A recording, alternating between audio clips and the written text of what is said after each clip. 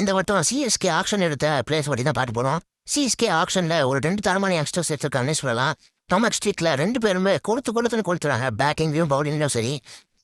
So Prashant Veer and Karthik Sharma in CSK. Next pick பார்த்தீங்கன்னா Matthew Short. Matthew ஷாட்டனை இவர் என்ன ப்ரோ நல்லாவே விளையாட மாட்டாரு அப்படின்னு நினைக்காதீங்க. இவர் ஒரு தரமான பிளேயர்னே சொல்லலாம். டிபிஎல்ல ஃபார்ம் வந்து பக்காவா இருக்காரு. அடுத்ததாக பார்த்தீங்கன்னா மேட் என்ட்ரி பற்றி சொல்லவே தேவையில்லை. பால் பறக்க விடுறாருன்னே சொல்லலாம். Kiwi fast bowler. நெக்ஸ்ட் பார்த்தீங்கன்னா ஜாக் ஃபோக்ஸ். இவரை பற்றி தெரியாத உங்களுக்கு மக்களே, தலைவன் ஒரு சரியான ஆல்ரவுண்டரு. 145 வந்து கன்சிஸ்டண்டாக கிளாக் பண்ண முடியும். அதுவும் இல்லாமல் இவங்ககிட்ட பேட்டிங் கேப்பபிலிட்டியுமே அதிகமாக இருக்குன்னே சொல்லலாம். மொத்தத்தில் ஜாக் ஃபோக் ஒரு தரமான பிக் ஃபார் சிஎஸ்கே. மொத்தம் ஸ்டீஃபன் ஃபிளிங் மாமா எவனா ஒரு யங் டேலண்ட் பக்காவா சிஎஸ்கே கேட்டு கொடுத்துறாரு. நெக்ஸ்ட் பார்த்தீங்கன்னா ராகுல் சகர் ஒரு தரமான ஸ்பின்னர்னே சொல்லலாம்.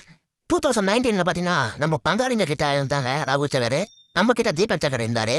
இப்போ பார்த்தீங்கன்னா அப்படியே ஆப்போசிட்டா மும்பை இந்தியன்ஸ் கிட்ட தீபக் சகரும் நம்ம கிட்ட ராகுல் சகரும் இருக்காங்க. நெக்ஸ்ட் பிக் பார்த்தீங்கன்னா அமன் கான். இவ்வளோ ஒரு நல்ல யங்ஸ்டர்னே சொல்றா. சரியான ஒரு பேட்ஸ்மேன் சொல்றாங்க. பார்ப்போம் எப்படி விளையாடுறாரு. அடுத்தது பார்த்தீங்கன்னா சஃப்ராஸ் கான். இவர் யார் பிக் பண்ணுவாங்கன்னு நினைச்சிட்டு இருந்தேன். அந்த வேலை சிஎஸ்கேவே பிக் பண்ணிட்டாங்க. தலைவன் டொமஸ்டிக்ல பேட்டிங் கொடுத்துட்டு இருக்காரு. அது ஒன்றுமே ஒரு wicket keeper batsman. But not least CSK first pick பண்ண Akeal Hosein. Prominent left arm spinner from West இண்டீஸ்னு சொல்றான். ஆக மொத்தம் பக்காவான allrounder for CSK. Like to like replacement for Jadeja.